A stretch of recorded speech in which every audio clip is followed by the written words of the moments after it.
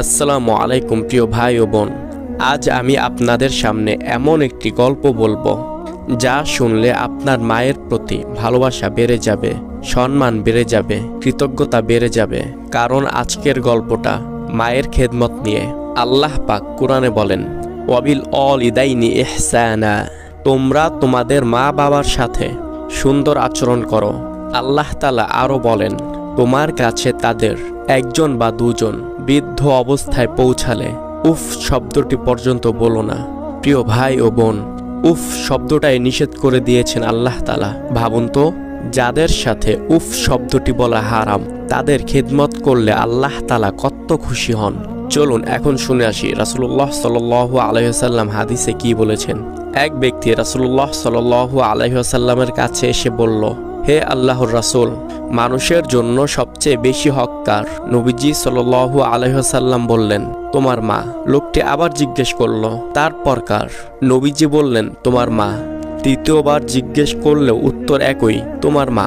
চতুর্থবার বললেন, তারপর হচ্ছে তোমার বাবা। প্রিয় ভাই ও বোন, আপনি কি জানেন 3 বার কেন বলা হয়েছে মায়ের কথা? কারণ হচ্ছে মা তোমার জন্য 3 গুণ বেশি কষ্ট করেছেন।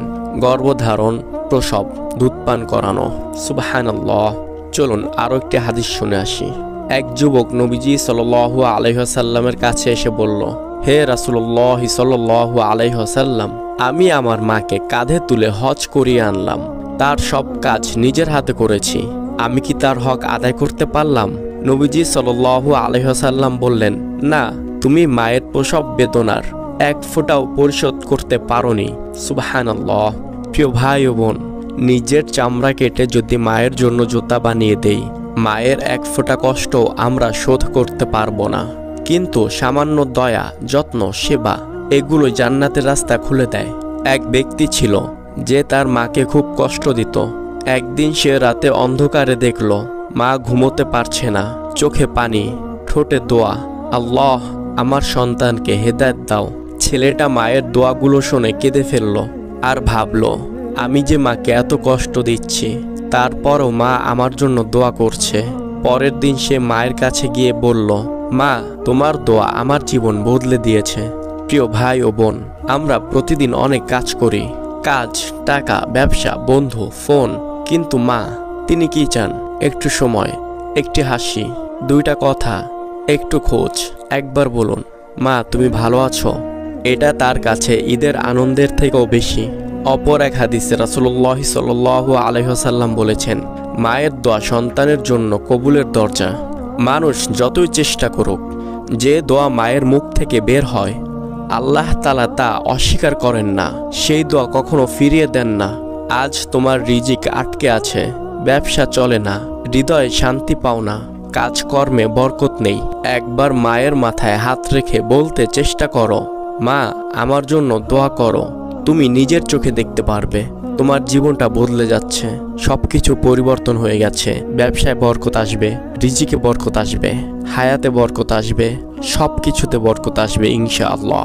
যাদের মা বেঁচে আছে তারা সৌভাগ্যবান, কারণ তাদের ঘরে জান্নাত আছে। মা বেঁচে থাকা মানে জান্নাতের দরজা খোলা, তার দোয়া মানে রহমতের বৃষ্টি, তার হাসি মানে ঘরের নূর। আর যাদের মা নেই, তাদের জীবন একটা শূন্য মাঠের মতো। চাইলেও আর বলতে পারবে না, মা আমার জন্য দোয়া করো। কবরের পাশে দাঁড়িয়ে শুধু বলতে পারবে, মা আমাকে মাফ করে দিও। তাই যার মা আছে তাকে খুশি করো, যত্ন করো, কথা বলো, সেবা করো। মাকে একটু সময় দাও। প্রিয় ভাই ও বোন, মা শুধু একটি শব্দ নয়, বরং পৃথিবীর সবচেয়ে বড় উপহার। আজ থেকে প্রতিজ্ঞা করুন, মায়ের সাথে সুন্দর আচরণ করবেন, তার কাছে গিয়ে দোয়া নিবেন, তার খেদমত করবেন, তাকে কখনো কষ্ট দিবেন না। তাকে নিজের জান্নাত বানিয়ে নাও। কারণ মনে রাখবেন, মায়ের পায়ের নিচে আপনার জান্নাত।